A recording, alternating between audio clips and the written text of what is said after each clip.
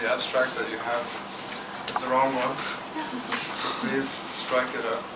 If you're interested in the actual abstract, I emailed the new one, but I think the program got printed before they received my And why I mentioned that, not to be obnoxious or anything, but mainly because the name of the research, the person I did the research on is mentioned in the abstract, but in the actual study it's anonymous, so ethically it's problematic. So just keep that in mind and email me if you want. Forget the name. Yeah, try to strike it out and then. Alethea no longer functions. No. And yeah, email me if you want the actual abstract. So. Okay. So first of all, regarding the title of the conference, I'm glad that your presentation had an American context, because here actually it says European context, and I was like thinking about that. Can we extend that to make it a Western context or something? But actually my study, even though it's specific to the US, it could easily be, I think, extended to the rest of the West. And so basically what I did is, there's this well-known American author that you don't know, and philosopher, that I follow on Facebook. And one day he just posted, I call this person FR, and FR posted the following on Facebook. I am seeking to bring an end to old patterns of impulsive, often self-destructive behavior. What techniques do you use to master your impulses? So this person is asking the Facebook community for basically psychological advice. So I was curious about that because the nature of the question was psychological, and I was interested to see if actually the kind of comments this person got would be relevant, helpful. So basically I did a qualitative research, looked at all the comments, read them all, saved them, and analyzed all the data, and this is the study that I did. So, basically the date of the post was Thursday, April 12th, 2013. The data was retrieved on Friday, April 13th, 2013 at 11:53 p.m. And by that point it had generated, that post, 249 comments, 93 likes, and 5 shares. So basically I wanted to think about this idea of Facebook as a form of therapy. Could Facebook be helpful when someone is seeking psychological advice? And I wanted to think, so I developed this idea of Facebook friends as mental health amateurs, kind of to think about this problem. And this term might sound pejorative, but I think of it as a descriptive term. At the same time, given the specific context that this is an American author, and specifically the subculture that this author is kind of steeped in as the New Age subculture, so it became also, the comments were situated in that, so it's not acontextual, that's the specific context, so I had to reflect also on the New Age subculture as part of my study, so I had to deconstruct that.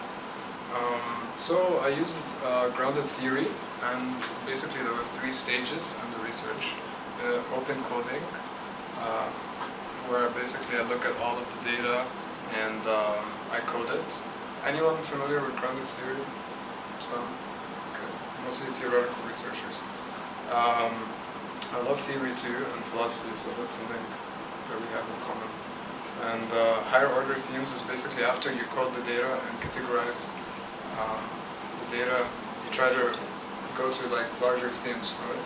And then using grounded theory, you're not supposed to bring in theory in the beginning of the research. You're supposed to look at the data sort of from a neutral perspective, which is obviously impossible to do as a researcher because we all have our biases. But in this specific qualitative method, you're supposed to look at the theories at the end after you've coded the data, and so that's kind of like the structure. And so before I move on to the coding, all of the results and stuff like that, I want to talk about the ethics of this research, because I didn't ask anyone if I could use their posts. So, and remember recently a lot of people were angry that there was this study, experimental study that was done supposedly to manipulate how people feel on Facebook. But the thing is, these things have been happening for many years. It's just that this got published. So now that it angered a lot of people, they're still gonna do them, but they won't publish anything. So just to let you know, because this is the basis of marketing, right? You want to see what people like and what they dislike, and give them more of what they like to make them consumers, better consumers. But that's not the purpose of my study. But ethically, I'm kind of okay with what I did because the public post, the post was public. So, you know, the privacy setting was, anyone could see it. And so I thought, if it's a public post, I'm not, you know, encroaching on anyone's privacy settings. So I'm not his Facebook, the Facebook friend of FR, but just like a follower, Facebook follower, right? The other ethical problem that I had is that in order to evaluate the comments and the psychological advice, I had to kind of diagnose the person that posted the question. And so obviously this is also ethically problematic. Who am I to diagnose this person?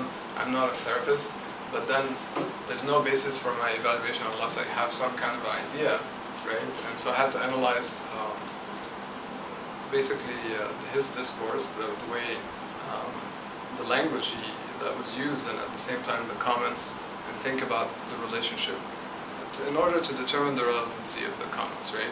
To see if it's useful psychological advice or not. So moving on, it gives you some idea about the ethics. The initial coding, basically 204 codes were assigned, and basically any comments that did not include psychological advice were removed. The most relevant codes were things like meditation, and this is in order of frequency. Meditation, yoga, mindfulness, breath work, acceptance, therapy, physical exercise, and daily practice and repetition.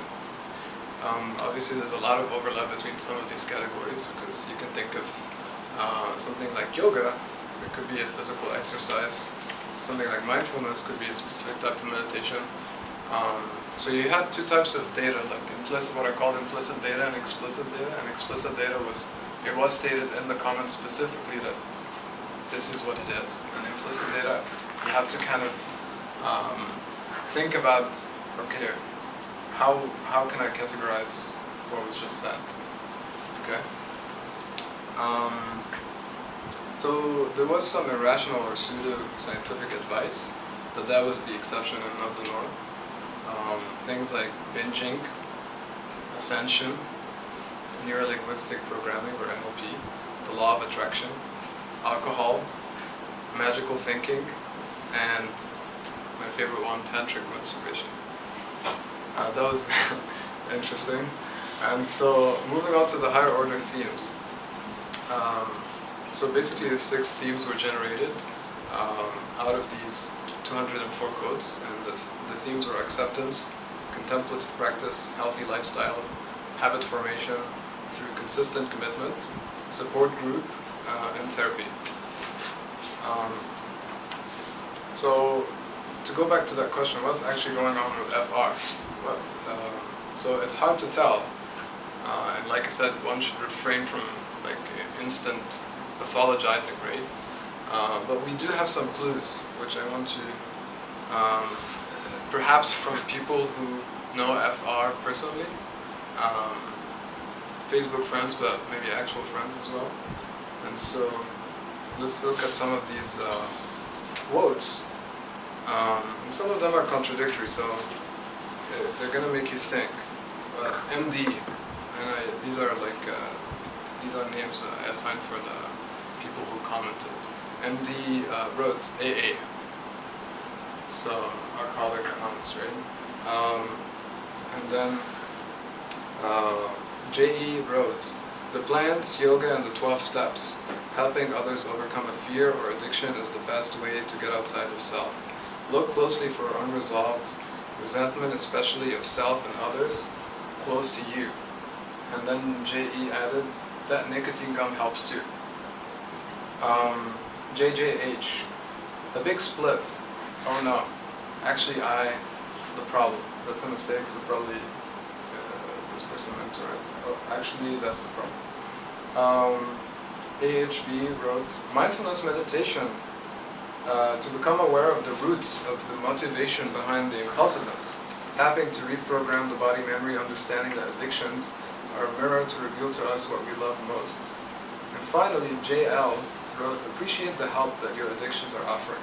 As you love them and see their misguidedness, you can start to find a better way of getting at what you really want. So we can see a pattern there, right? I mean, hearing these kind of comments, what pattern do you recognize? Is there something that's common between some of these? Anything? They address addiction. Right? Addiction seems to be a big one, right? So, but it's not clear what addiction to what. Is it alcohol, drugs, cigarettes? And so that's a mystery. And that's kind of what's interesting about this, because if you remember what FR said, Self-destructive. yeah, this impulsive self-destructiveness. I'm seeking to bring an end to all patterns of impulsive, often self-destructive behavior. It's vague. What techniques do you use to master your impulses? But we can kind of get a sense, maybe problems with impulsivity, maybe compulsivity, maybe addiction. But that gives us, I think, an idea to fairly conclude this has something to do with that. From the comments. What is the master? Yeah, and the mastering, so there's this over-ambitiousness and perfectionism, right? Which could be part of the problem. So basically from analyzing all of that, I kind of concluded that it probably is struggling with something that has to do with impulsivity, compulsivity, or addiction, which we can think of in general as addiction, to just make it easier. So when we frame it that way, then we can look at the comments and see if they're helpful regarding this specific problem, right? Now that we know what it is. So how much time do I have somehow? So 15 minutes. 15, okay. So I'm not going to jump into I'm going to go to the theoretical sensitivity. So basically, after you go through the data and you analyze it, you did the initial coding, higher order themes, and now you start theorizing, okay, so what's going on here at a meta level? What are maybe the workings of Facebook here? What makes this interesting? And so the way I thought about it is thinking about the internet vis-a-vis this concept called the noosphere. I don't know if some of you are maybe familiar with this idea, but the person behind this idea is Chardin, and basically he defined it as the sphere of spirit, mind, consciousness. So we can think of the internet as this sphere of consciousness that sort of we're all tapping into, and we can think of, if we think of the internet almost as a mind, to some kind of collective mind, we can think that it has a collective consciousness and a collective unconscious. So there are when it comes to the collective unconscious, there are these archetypes that we could draw from and refer to, and then the collective consciousness has to do with a shared passion that's moving a group of people online to do something. So for example, in this instance, it's the New Age subculture, that's the shared passion, that's the context. And there's a lot of unconscious things related to that that people are not aware of, that inform what they're saying, right? So this researcher called Shaikat Hussain, who's a cognitive neuroscientist, and he kind of looks at the internet from a post-Jungian lens. Because I want to understand, okay, I analyzed the New Age subculture and kind of looked at it from a deconstructive perspective, but at the same time I want to go to a more abstract level and think, what is the internet as far as consciousness is involved? Since it's something that we immersed in this world, we know what it physically is, but when it comes to the sort of emotional and mental experience of it, it's more complex, right? So this is a quote from this post-Jungian coding. Whereas Jung initially conceived the collective unconscious as being an inborn primordial matrix, the discovery of these interactions between large groups of people has revealed yet another side to the notion. The properties of these social networks can be understood according to the ideas behind chaos theory. In chaos theory, the behavior of a complex system is largely dependent on initial conditions. Furthermore, the behavior of the system is an emergent property that is not directly obvious from the behavior of the individual components. As a result, these systems take on an almost lifelike quality, whereas in an ant colony, the individual members exhibit quite simple behavior. A network of human minds is many levels more complex. In addition, the natural state of human beings has typically been to gather in small tribes or families. Never before has there been a time when one could study the human mind as part of a global colony. So this idea, basically, that why Facebook as a form of therapy is interesting to me, because when you're asking a question on Facebook, like to simplify, there are two ways you can interact with Facebook. How many here have Facebook accounts? Okay, almost everyone. Who doesn't have a Facebook account? You use the Google version or something? Yeah, I'm Facebook resistant. I don't have 400 Facebook friends and thousands of followers. I have a little line. So basically, like I've observed that two ways you can kind of be on Facebook. You can have statements, write something, a statement. Oh, I had an amazing shower today. Something like that. This is self-related. right. Which are usually narcissistic.